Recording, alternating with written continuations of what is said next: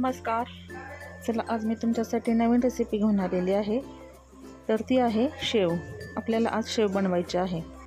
तर आपण नेहमी चणा डाळीच्या पिठाची शेव बनवत असतो, पण आजची शेव जी आहे ना ती गव्हाच्या पिठापासून आज आपण बनवणार आहोत. तर चला रेसिपीला सुरुवात करूया. इथे बघा मी 1 वाटी हे गव्हाचं पीठ घेतलेलं आहे. तर पहिल्यांदा आपण काय करणार आहोत की हे गव्हाचं पीठ आपण चाळून घेणार आहोत, म्हणजे त्याच्यामध्ये काही थोडाफार कोंडा वगैरे जो असतो तो निघून जाईल. त्यासाठी आता चाळून घेऊया आपण हे पीठ. पीठ चाळण्याचं दुसरं कारण म्हणजे पीठ मळताना ते लुसलुशीत मळलं जाईल आणि त्याची शेवई खूप छान पडेल, यासाठी आपल्याला हे पीठ चाळून घ्यायचं आहे. बघा आता इथे पिठामधनं असा कोंडा निघालेला आहे. आपण बघू शकता हा इतका कोंडा निघालेला आहे त्याच्यामधनं. हे आता आपलं हे पीठ चाळून झालेलं आहे. आता आपण गॅसकडे वळूया. गॅसवरती मी इथे एक कढई ठेवलेली आहे. आता त्यामध्ये आपल्याला हे पीठ भाजून घ्यायचं आहे.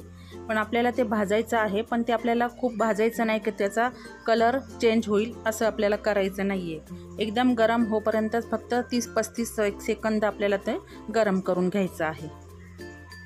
कढईमध्ये मी पीठ टाकून दिलेलं आहे. आता ते आपल्याला सारखं हलवत राहायचं आहे आणि गॅसची फ्लेम एकदम कमी करायची आहे. गॅसच्या कमी फ्लेमवरच आपल्याला हे भाजायचं आहे.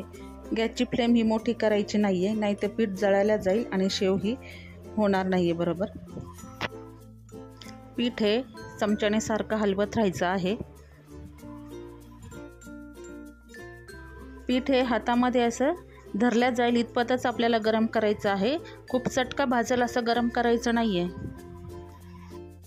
इथे आता बघा पीठ चांगल्या प्रकारे असं गरम झालेलं आहे. तर मी तुम्हाला असं हातात घेऊन दाखवते. तर बघा मी हातात पीठ घेतलेलं आहे. मला चटका भाजत नाही, गरम झालेलं आहे पण पीठ इतपतच आता आपल्याला ते भाजून घ्यायचं आहे. तर मी आता इथे या प्रोसेसला गॅस बंद करते आणि पीठ थंड व्हायला मी बाजूला काढून ठेवते. ते मी 1 वाटी घेतलेली आहे आणि हातावरती मी थोडेसे जिरे घेतलेले आहे. हे बघा आता आपल्याला मसाला तयार करायचा आहे शेवसाठी. तर असं चोळून घ्यायचे आहेत हातावरती जिरे. त्यानंतर तेवढ्याच प्रमाणात आपल्याला ओवा पण घ्यायचा आहे. ओवा देखील आपल्याला त्याच पद्धतीने हातावर असा चोळून त्यामध्ये टाकायचा आहे, म्हणजे छान त्याचा सुवास पण छान येतो आणि पोटासाठी चांगलेच आहे ओवा. त्यानंतर आता इथे आपण ना जिरेपूड थोडीशी टाकलेली आहे, धना पावडर टाकलेली आहे थोडीशी. त्यानंतर थोडीशी हळद टाकायची आहे. तर इथे बघा मी एवढी हळद घेतलेली आहे. हळद टाकल्यानंतर 2 चुटकीभर आपल्याला हिंग टाकायचं आहे त्यामध्ये. त्यानंतर एवढं मी तिखट घेतलेलं आहे. तुम्हाला जर यापेक्षा जास्त कमी घ्यायचं असेल तर तुम्ही घेऊ शकता. इतकं मी तिखट घेतलेलं आहे. आता आपल्याला हे सर्व मसाले असे एकत्र करून घ्यायचे आहे चमच्याने. अशा प्रकारे आता आपण हे सर्व मिक्स करून घेतलेले आहे मसाले. त्यामध्येच आता आपण थोडंसं पाणी टाकून पुन्हा एकदा त्याला मिक्स करून घ्यायचं आहे. पाणी जास्त टाकायचं नाही आपल्याला, त्यामध्ये थोडंसं पाणी टाकायचं आहे. तर बघा मी टाकते पाणी. परत थोडंसं पाणी टाकायचं आहे. आपला मसाला भिजेल इतपत आपल्याला पाणी टाकायचं आहे त्यामध्ये. तर मी एवढं पाणी टाकलेलं आहे. परत एकदा चांगलं मिक्स करून हे थोड्या वेळासाठी आपण बाजूला ठेवून देणार आहोत. बघा आता इथे आपलं पीठ जे आहे ना आपण भाजलेलं ते पण थंड झालेलं आहे. इथे आपण बघू शकता. आता मी हे त्या बाउलमध्ये पीठ काढून घेत आहे. इथे आपण पीठ काढून घेतलेलं आहे. पण आता आपल्याला ह्याच्यामध्ये अजून एक जिन्नस टाकायचे आहे. तर त्यासाठी आपण इथे चाळणी घेतलेली आहे. तर आपल्याला याच्यामध्ये रवा टाकायचा आहे. तर बघा इथे मी 2 चमचे रवा घेतलेला आहे. रवा आपल्याला चाळून घ्यायचा आहे. जसं आपण पीठ चाळलं त्याच पद्धतीने आपल्याला हा रवा पण चाळून घ्यायचा आहे. आणि रवा टाकण्याचं कारण काय आहे तर आपली जी शेव आहे ना ती एकदम अशी कुरकुरीत होईल, त्यासाठी आपल्याला रवा टाकायचा आहे, म्हणजे कुरुम कुरुम लागेल अशी. तर बघा इथे रव्यामध्ये काही घाण निघालेली नाही आहे, पण आपल्याला चाळून घेणं फार गरजेचं आहे. इथे आता आपण रवा आणि पीठ हे मिक्स करून घ्यायचं आहे. चांगल्या प्रकारे ते मिक्स करायचं आहे. काही त्याच्यात गाठ राहिली नाही पाहिजे अशा पद्धतीने आपल्याला मिक्स करून घ्यायचं आहे. हाताला चोळून घ्यायचं आहे ते पीठ आणि रवा. आता त्यानंतर आपल्याला यामध्ये 1 चमचा तेल टाकायचं आहे. आपल्याला हे गरम करून नाही टाकायचं, आपल्याला असंच टाकायचं आहे, कारण की आपली जी शेव आहे ना ती चांगली खस्ता पण होते, त्यासाठी हे तेल टाकायचं आहे आपल्याला. तर बघा आता मी इथे 1 चमचा तेल टाकलेलं आहे. आता पुन्हा आपल्याला हे चांगल्या हाताने चोळून घ्यायचं आहे. जी गाठ वगैरे जी राहील ती पूर्णपणे निघून जाईल, म्हणजे प्लेन पीठ होईल एकदम. तर की आपण पीठ भाजलेलं आहे त्याच्याही गाठी बनतात आणि आता तेल पण टाकलेलं आहे त्यामुळे ते जास्त गाठी बनतात. जर हाताने नसेल करायचं तर तुम्ही पुन्हा एकदा चाळणीने ते चाळून घेऊ शकता, त्याच्याने ते पूर्णपणे गाठ निघून जाईल.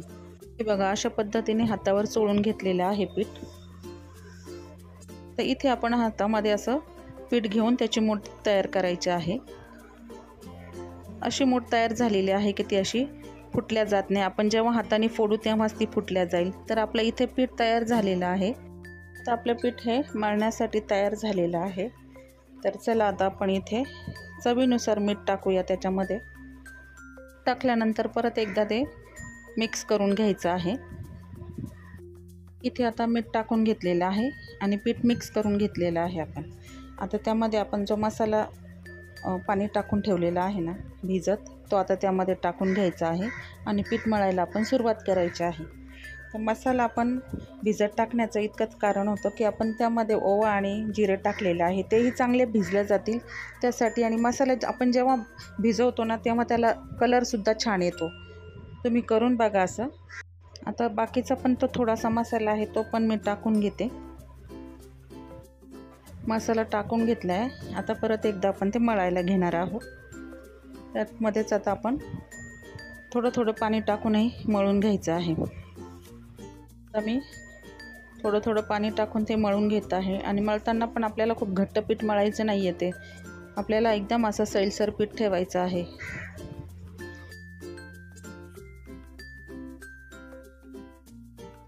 आपल्याला जर घट्ट पीठ वाटलं तर आपण परत पाणी टाकून घ्यायचं आहे आणि मळून घ्यायचं आहे आणि ते सैलसर करायचं आहे पीठ. तर बघा मी इथं अशा प्रकारे हे सैलसर केलेलं आहे पीठ. त्यानंतर आपल्याला वरतीच असं पीठ घेऊन आपल्याला मळायचं आहे. तर आपण हाताला आता तेल लावून घेऊया आणि हातावरच चांगलं ते कुस्करून घेऊया पीठ. बघा अशा प्रकारे मी हाताला तेल लावून घेतलेलं आहे आणि पीठ असा गोळा घेऊन तो हातावरच चांगलं असं कुस्करून मळून घ्यायचं आहे.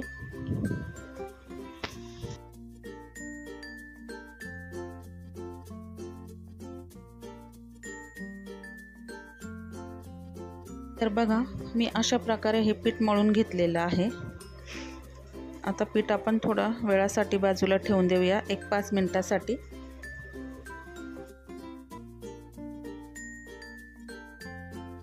मी हा सोरा घेतलेला आहे शेवचा आणि त्याला अशी बारीक मी चाळणी लावून घेतलेली आहे.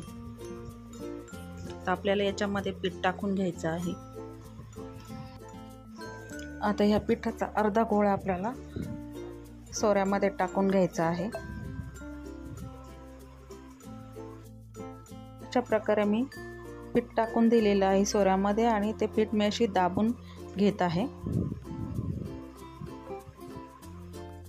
परत थोडंसं पीठ टाकून घेत आहे मी. तर अशा पद्धतीने आपण सोऱ्यामध्ये पीठ टाकून दिलेलं आहे. आता मी झाकण लावून घेते सोऱ्याचं.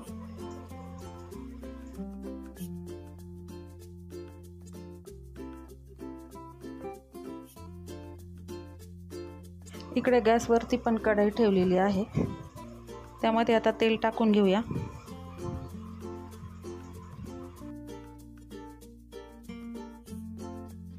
तेल तापलेलं आहे. आता मी शेव काढायला सुरुवात करत आहे.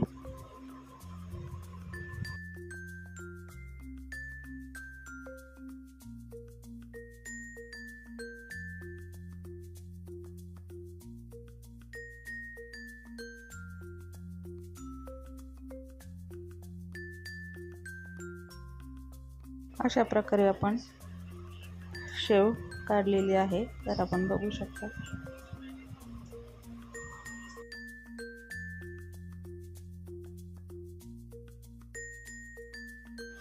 आता इथे आपण आहे ना उलटी करून घेऊया. खालची बाजू फ्राय झालेली आहे. शेव छानपैकी तळल्या गेलेली आहे. आता मी ती एका प्लेटमध्ये काढून घेत आहे.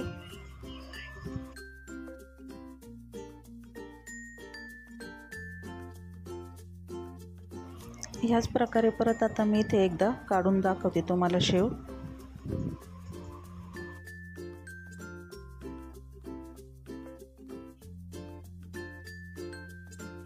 तर त्याच पद्धतीने ही पण शेव आपण तळून घेत आहे आणि बाकीच्या पण आपण ह्याच पद्धतीने शेव बनवून घेणार आहे.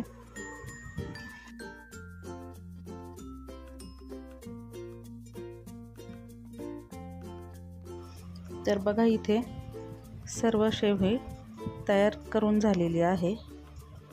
मी आता एका प्लेटमध्ये काढून घेतलेली आहे. बघा किती छान अशी झालेली आहे. जशी आपली चणा डाळीची शेव होती तशीच ही पण होते. करून बघा तुम्ही एकदा या पद्धतीने. बघा मी तुम्हाला तोडून पण दाखवते किती कुरकुरीत झालेली आहे ही शेव. चवीला देखील आपल्या चणा डाळीची पिठाची जशी शेव होते तशीच झालेली आहे ही पण. तर बघा अशा पद्धतीने मी ही गव्हाच्या पिठाची शेव बनवलेली आहे. तर कशी वाटली तुम्हाला ही रेसिपी मला नक्की सांगा. आवडली असेल तर लाईक, शेअर, सबस्क्राईब करायला विसरू नका. तर भेटूया पुढच्या व्हिडिओमध्ये. चला तर बाय बाय.